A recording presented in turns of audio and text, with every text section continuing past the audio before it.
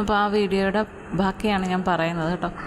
അപ്പം നമുക്കിങ്ങനെ സ്ത്രീധനമായിട്ടുള്ള കിട്ടുന്ന സ്വർണം നമുക്ക് ഉപയോഗിക്കാം. ഇപ്പം നമുക്ക് കുറച്ച് സ്ഥലം ഇടാൻ വേണ്ടിയിട്ട് നമുക്ക് വേണമെങ്കിൽ അത് ഉപയോഗിക്കാം. എന്നിട്ട് 2 പേരുടെയും പേരിൽ വാങ്ങിക്കാം. അതൊക്കെ ഒരു മര്യാദയുണ്ട്. ഇപ്പം നമുക്കൊരു പെട്ടെന്നൊരു അത്യാവശ്യം വന്നു, നമുക്ക് പണയം വയ്ക്കാം, എടുക്കാം, തിരിച്ചെടുത്ത് കൊടുക്കണം. കാരണം നിങ്ങൾക്ക് നാളെ ഒരു കുഞ്ഞുണ്ടാവും, ഒരു 1-2 കുട്ടികളുണ്ടാവും. അവരുടേതായിട്ടുള്ള ആവശ്യങ്ങൾക്ക് നിങ്ങൾക്കൊരു ഏറ്റവും വലിയൊരു മാർഗ്ഗമെന്ന് പറയുന്നത് ഇതാവാം. കാരണം സ്വർണത്തിൻ്റെ വില ഇങ്ങനെ കൂടിയേ വരുള്ളൂ. നമുക്ക് പെട്ടെന്നൊരു ആവശ്യം വന്നാൽ നമുക്ക് തീർച്ചയായിട്ടും ഉപയോഗിക്കാം. നിങ്ങൾ ഈ പുരുഷന്മാർ സ്ത്രീകളുടെ സ്വർണം എടുത്ത് ആവശ്യമില്ലാതെ വിറ്റ് ഇല്ല എന്ന് കരുതുന്നുണ്ടോ? അങ്ങനെയാണെങ്കിൽ അവരുടെ മുന്നിൽ നിങ്ങൾക്ക് വലിയൊരു സ്ഥാനം കിട്ടുകയാണ്. വേറൊന്നുമല്ല, സ്വന്തം കഴിവ് കൊണ്ട് സ്വന്തം ഭാര്യയെ നോക്കുക. അവരുമായിട്ട് സമാധാനമായിട്ട് സന്തോഷമായിട്ടും ജീവിച്ചു പോരുക. പിന്നെ ഇത് അവകാശികളായിട്ട് വരുന്ന കുറേ ആളുകളുണ്ട് അല്ലേ? അവകാശികൾ കുറേ ആളുകളെന്ന് പറയുന്നത് മക്കളുടെ കാര്യമാണ് ഞാൻ ഉദ്ദേശിക്കുന്നത്. നമ്മുടെ മക്കളുണ്ട്, ഇതിനൊക്കെ അവകാശം അവർക്കാണ് അല്ലേ? തീർച്ചയായിട്ടും പുതിയ തലമുറ വരികയാണ്. ആ സമയത്ത് അവർക്ക് സന്തോഷത്തോടു കൂടി കൊടുക്കാനായിട്ട് ഇതൊക്കെ കരുതി വയ്ക്കാം. നമുക്ക് അങ്ങനെ കരുതി വെച്ചാൽ നമുക്ക് പ്രത്യേകിച്ച് അവർക്ക് വേണ്ടിയിട്ടൊന്നും ഉണ്ടാക്കണമെന്നില്ല അല്ലേ? ഇപ്പം ഭാര്യ ഭർത്താവ് 2 പേരും കഷ്ടപ്പെട്ട് അല്ലെങ്കിൽ 2 പേരും ജോലി ചെയ്ത് സ്വന്തം ജീവിതം മുന്നോട്ട് കൊണ്ടുപോവുക.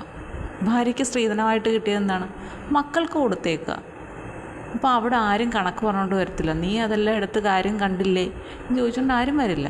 എല്ലാം വിറ്റ് നശിപ്പിച്ചില്ലേ എന്ന് ചോദിച്ചുകൊണ്ട് ആരും വരില്ല.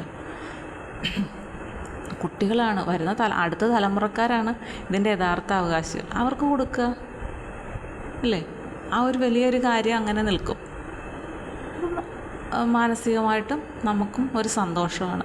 അല്ലാതെ ഇങ്ങോട്ട് കിട്ടേണ്ട താമസം എല്ലാം ചിഹ്നം ഭിന്നമാക്കി അങ്ങോട്ടും കൊടുത്ത് ഇങ്ങോട്ടും കൊടുത്ത് കുറേ പണയനും വെച്ച് കുറേ വിൽക്കുകയും ചെയ്ത് എല്ലാം കൈമോശം വന്നു പോകും. പിന്നെ അതുപോലെ ഉണ്ടാക്കിയെടുക്കണമെങ്കിൽ പറ്റുമോ? ഇല്ല. അതുകൊണ്ട് ഈ സ്വർണം എന്നത് എപ്പോഴും ശ്രദ്ധയോടുകൂടി കൈകാര്യം ചെയ്യേണ്ട ഒന്ന് തന്നെയാണ്. ഇപ്പം മറ്റൊരു വിധി വന്നിട്ടുണ്ട്.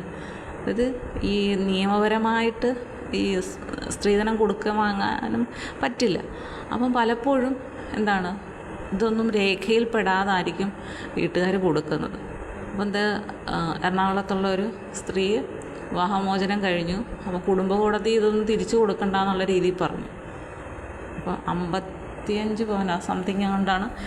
പിന്നെ കുറേ സാധനങ്ങളൊക്കെ ഉണ്ടല്ലോ, വീട്ടുപകരണങ്ങളൊക്കെയാണ് ഈ പെൺകുട്ടിക്ക് വീട്ടുകാർ കൊടുത്തിരുന്നത്. അപ്പം ഇത് സ്ത്രീധനത്തിൻ്റെ ഭാഗമാണല്ലോ. അത് കൊണ്ടുപോയി പുരുഷൻ്റെ വീട്ടിലേക്ക് കൊണ്ടുവന്ന് അവരത് വേണ്ട വിധത്തിൽ കൈകാര്യം ചെയ്തു. ഇപ്പം വിവാഹബന്ധം വേർപെട്ട് കഴിഞ്ഞപ്പോഴത്തേക്കും ഇതൊന്നും കൊടുക്കണ്ട എന്നുള്ള രീതിയിൽ വിധി വന്നു. അവർ നേരെ ഹൈക്കോടതിയിൽ പോയി. ഹൈക്കോടതി പക്ഷേ അവർക്ക് അനുകൂലമായിട്ട് വിധി വന്നിരിക്കുകയാണ്. കൊടുത്തേ പറ്റുള്ളൂ. കാരണം സ്ത്രീധനം എന്ന് പറയുന്നത് സ്ത്രീയുടെ ധനമാണ്.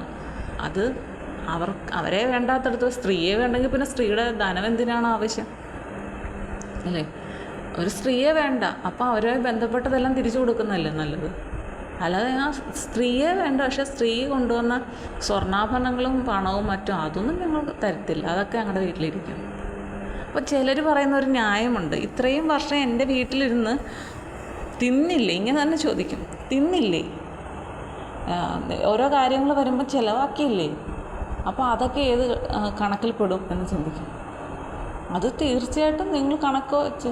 പക്ഷേ ഒരു കാര്യമുണ്ട്, വിവാഹം കഴിച്ചുകൊണ്ട് വന്നതുകൊണ്ടല്ലേ, തീർച്ചയായിട്ടും അങ്ങനെ തന്നെയാണ്. വിവാഹം കഴിച്ചുകൊണ്ട് വന്നതുകൊണ്ടാണ്. അല്ലെങ്കിൽ ആ സ്ത്രീ മറ്റാരെങ്കിലും വിവാഹം കഴിക്കും. ഇല്ല, വിവാഹമേ കഴിക്കുന്നില്ലെങ്കിൽ ജോലിക്ക് പോയി അവർക്ക് സമ്പാദിക്കാം, അല്ലെങ്കിൽ വീട്ടിലുള്ളവർ ചിലവിന് കൊടുക്കും ഇല്ലേ? അല്ലാതെ വിവാഹം കഴിച്ചുകൊണ്ട് വന്നാൽ തീർച്ചയായിട്ടും അവരുടെ കാര്യങ്ങൾ നോക്കേണ്ടത് ഭർത്താവിൻ്റെയും കൂടെ ഉത്തരവാദിത്വമാണ്. അവർക്കൊരു ജോലി ഉണ്ട് എങ്കിൽ അവർ തീർച്ചയായിട്ടും അവരുടെ വരുമാനം ആ വീട്ടിലേക്ക് വേണ്ടി ചിലവാക്കും. അത് ഉറപ്പ് കാര്യമാണ്. അപ്പോൾ ഇങ്ങനെയൊക്കെ കൊനഷ്ട പിടിച്ച രീതിയിൽ ചിന്തിക്കുന്നത് ഒരിക്കലും ശരിയായ കാര്യമല്ല. അവർ കൊണ്ടുവരുന്നത് എടുത്തെങ്കിൽ അവരെ അതുപോലെ നോക്കാനും കഴിയണം. അപ്പം എന്തായാലും ഹൈക്കോടതി അങ്ങനെ വിധിച്ചിട്ടുണ്ട്. അവർക്ക് അവരുടെ സ്വർണം അവർ ഉപയോഗിക്കട്ടെ, കാരണം അവർക്ക് മുന്നോട്ട് ജീവിക്കണ്ടേ. ജീവിക്കണമെങ്കിൽ എന്തായാലും ഒരു വരുമാനം അല്ലെങ്കിൽ പണം ആവശ്യമാണ്. അപ്പോൾ അവരുടെ ധനം കൊണ്ട് അവർ ജീവിക്കട്ടെ. അല്ലാതെ മറ്റൊരാളുടെ ധനം എടുത്ത് കൈകാര്യം ചെയ്ത് സുഖമായി ജീവിക്കാമെന്നും ചിന്തിക്കാനേ പാടില്ല. ഇതൊക്കെ വെറും പൊട്ട ബുദ്ധികളാണ്. ഇങ്ങനെ സ്വർണം, പണം, അത് ഇത് എന്നൊക്കെ ചിന്തിച്ച് മാത്രം ജീവിക്കുന്നവർ. മരിക്കുന്ന സമയത്ത് ആരെങ്കിലും എന്തെങ്കിലും കൊണ്ടുപോകുന്നുണ്ടോ? ആ സമയത്ത് ഒരു തുള്ളി വെള്ളം നമ്മുടെ നാവിലേക്ക് തരാൻ ആരെങ്കിലും അടുത്തുണ്ടാവണേ എന്ന് പ്രാർത്ഥിക്കുന്നതാണ് ഏറ്റവും നല്ലത്. പലപ്പോഴും അത് കിട്ടാതെ മരിക്കുന്ന ആളുകളുണ്ട്.